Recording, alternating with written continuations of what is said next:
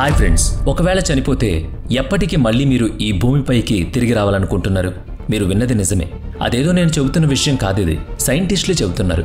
కొంతకాలంగా దీనిపైనే వాళ్ళు పరిశోధనలు కూడా చేస్తున్నారు. అయితే ఇంకా దీని గురించి డీటెయిల్డ్గా తెలుసుకోవాలని ఉందా? అయితే ఈ వీడియోని ఎక్కడ స్కిప్ చేయకుండా పూర్తిగా చూడండి. ఇక టాపిక్లోకి వెళదాం. ఈ విశ్వంలో ఏది పుట్టినా అది మరణించక తప్పదు. పుట్టుక ఉందంటే మరణం కూడా ఉన్నట్టే. అయితే ఎన్ని టెక్నాలజీలు పెరిగినా, జనరేషన్లు మారినా వచ్చే మృత్యువును ఆపే శక్తి ఎవ్వరికీ లేదు. అయితే ఈ మధ్యకాలంలో ఈ మృత్యువుపై సైంటిస్టులు పరిశోధనలు చేస్తూ ఉన్నారు. ఇందులో చాలా వరకు సక్సెస్ సాధించారని అనుకుంటున్నారు. మీరు నమ్మగలరా? ఒక మనిషి చనిపోయి కూడా జీవించి ఉంటాడని, చనిపోయిన వ్యక్తి మళ్లీ తన జీవితాన్ని చూస్తాడని, అది కూడా మరికొన్నేళ్ల పాటు. దీనికోసం డెడ్ బాడీలు సురక్షితంగా ఉంచాలట. మీకు నిజంగా ఇదేదో నా ఇమాజినేషన్ అనిపిస్తుంది కదా? కాదు, ఇది నిజం. ఇది వరల్డ్ క్రయోనిక్స్ సృష్టించిన నిజం. ఏంటా నిజం? చనిపోయిన మనిషిని మళ్లీ మనిషిలా మార్చడమా? దీనికోసం సైంటిస్టులు ఒకటి కాదు, రెండు కాదు, కొన్ని వందల డెడ్ బాడీలను ప్రిజర్వ్ చేస్తున్నారు. ఈ డెడ్ బాడీకి చెందిన కుటుంబ సభ్యులంతా ఎదురు చూస్తున్నారు. వాళ్ళు తిరిగి వస్తారేమోనని, తమ మనిషి మళ్లీ వస్తాడేమోనని. నిజంగా నేను చెబుతున్న ఈ విషయాన్ని మీరు నమ్మగలుగుతున్నారా? లేదు కదా? కానీ ఇప్పుడు క్రయోనిక్స్ గురించి చెప్పినప్పుడు ఖచ్చితంగా నమ్ముతారు. నిజంగా మనిషికి ప్రకృతిని కూడా మార్చే శక్తి ఉందా? నిజంగా మనిషి చనిపోయిన మనిషిని మళ్లీ జీవించేలా చేయగలడా? ఇలాంటి డౌట్స్ ఎన్నో వస్తున్నాయి. కానీ సైంటిస్టులు మాత్రం ఈ విషయంపై చాలా నమ్మకంగా ఉన్నారు. 2050 నాటికి అటువంటి టెక్నాలజీ డెవలప్ అవుతుందని అంటున్నారు. అందుకే చాలామంది ఈ సైంటిస్టులకు తమ వారికి అంతిమ సంస్కారాలు చేయకుండా ఆ బాడీలను సైంటిస్టులకు ఇస్తున్నారు.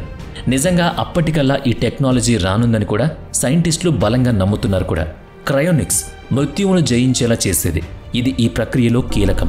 నిజానికి పుట్టిన వాళ్ళు ఎవరైనా సరే చనిపోక తప్పదు. ఎంత ఏడ్చినా వాళ్ళు మళ్లీ తిరిగిరారు. ఎవ్వరూ తన మృత్యువు నుంచి బయటపడలేరు. ఇది జగమెరిగిన సత్యం. కానీ క్రయోనిక్స్ చనిపోయిన మనిషికి మళ్లీ జీవం పోస్తుంది. ఇదేదో సరదాగా చెబుతున్న మాట కాదు. నిజంగా సైంటిస్టులే వీటిని ప్రూవ్ చేశారు. మనిషి చనిపోయిన తర్వాత మరికొన్నాళ్లు ఆ మనిషి జీవించే విధంగా ప్లాన్ చేస్తున్నారు. ఇప్పుడు ఎక్కడ చూసినా ఇదే టాపిక్. అయితే ఈ ప్రయోగాలను కేవలం డెవలప్డ్ కంట్రీస్ మాత్రమే చేస్తున్నాయి. ఎందుకంటే ఆ దేశాల ఆర్థిక పరిస్థితి స్థిరంగా ఉంటుంది. దీనివల్ల అక్కడెక్కడో ఒక చోట ఇలాంటి ప్రయోగాలు జరుగుతూ ఉంటాయి. ఈ ప్రయోగాల కోసం వాళ్ళు ఎంత ఖర్చు పెట్టడానికైనా సిద్ధంగా ఉంటారు. ముఖ్యంగా అమెరికా వంటి పెద్ద దేశాలు ఇలాంటి రీసెర్చ్లకు ఎక్కువగా ఊతమిస్తుంది. ఈ రీసెర్చ్లలో అమెరికాని మించి రష్యా ఇంకా ముందుగా దూసుకువెళుతోంది. చనిపోయిన వ్యక్తి మళ్లీ కేవలం 10 నిమిషాల్లో జీవించే టెక్నాలజీని కనిపెట్టే ప్రయోగాలు చేస్తున్నారు. ఇప్పుడు మనం ఇక్కడ ఆలోచించాల్సిన విషయం ఏంటంటే, నిజంగా ఈ ప్రయోగాలు సక్సెస్ అవనున్నాయా? అంతేకాకుండా చనిపోయిన మనిషి మళ్లీ ఎలా బ్రతుకుతాడు? నిజంగా అదే గనుక జరిగితే అదొక అద్భుతం కదా. ఇక మనమే దేవుళ్ళు కదా. అయితే ఇది నిజమయ్యే ఛాన్సెస్ ఎక్కువగా ఉన్నాయని సైంటిస్టులు చెప్పడం మరింతగా ఆశలు రేపుతోంది. సాధారణంగా మనిషి చనిపోయాక 10 నిమిషాల పాటు తన బ్రెయిన్ వర్క్ చేస్తూ ఉంటుంది. ఆ 10 నిమిషాల టైంని ఆధారంగా చేసుకుని సైంటిస్టులు దానిపై పరిశోధనలు చేస్తున్నారు. ఆ టెక్నాలజీని కనిపెట్టేందుకు అన్ని రకాల యత్నాలు చేస్తున్నారు. అయితే ఈ నమ్మకం కేవలం విదేశీయులకు మాత్రమే కాదు, మన దేశంలో కూడా చాలామంది ఈ టెక్నాలజీ త్వరలో రానుందని నమ్ముతున్నారు. 2018 సుబ్రాత్ మంజుదాస్ అనే వ్యక్తి తన తల్లి డెడ్ బాడీని క్రయోజనరేషన్ కోసం ఉంచారు. ఎందుకంటే అతను ఆ సైంటిస్టులను నమ్ముతున్నారు. సైన్స్ని ఇంకా బలంగా నమ్ముతున్నాడు. ఎప్పటికైనా వాళ్ళు ఇలాంటి ఒక కొత్త టెక్నాలజీని కనిపెడతారని, వాళ్ళ అమ్మ మళ్ళీ తిరిగి వస్తుందని ఆయన ఆశ. కేవలం సుబ్రత మంజుదార్ మాత్రమే కాదు, చాలామంది ఇప్పుడు క్రయోజనరేషన్పై ఎక్కువ నమ్మకం పెడుతున్నారు. నిజంగా ఇంతమంది నమ్ముతున్నా ఇంకా చాలామందికి నిజంగా ఈ టెక్నాలజీ వస్తుందా? సైంటిస్టులు దాన్ని సాధించగలరా? ఇలాంటి డౌట్స్ వస్తున్నాయి. అయితే ఇక్కడ అమెరికా, రష్యా దేశాల్లో మాత్రమే చనిపోయిన వారిని స్టోరేజ్ చేసే కెపాసిటీ ఉంది. ఇక మిగిలిన దేశాలకు అటువంటి ఫెసిలిటీస్ లేవు. అందుకే ఆ దేశాల్లో డెడ్ బాడీలను ప్రిజర్వ్ చేస్తున్నారు. దీన్ని దృష్టిలో పెట్టుకుని ఇప్పుడు చాలా విదేశీ కంపెనీలు అమెరికా, రష్యా, ఇండియా వంటి దేశాల్లో ల్యాబ్లను లీజుకు తీసుకుంటున్నాయి. ఈ ల్యాబ్లలో చనిపోయిన వారిని స్టోర్ చేసేందుకు ప్లాన్ చేస్తున్నారు. ఈ కంపెనీలు క్రయోక్రోనిక్ టెక్నాలజీని కనిపెట్టాలనుకుంటున్నాయి. దీనికోసం ఆ ల్యాబ్లలో డెడ్ బాడీలను ఉంచుతున్నారు. దీన్ని బట్టి మనకు అర్థమవుతుంది, అందరూ ఇప్పుడు ఇటువంటి టెక్నాలజీ త్వరలో రానుందని. ఒకవేళ డెడ్ బాడీలను దాచిపెట్టకపోతే టెక్నాలజీ వచ్చిన తర్వాత దాన్ని ప్రయోగించాలంటే వీలు పడదని.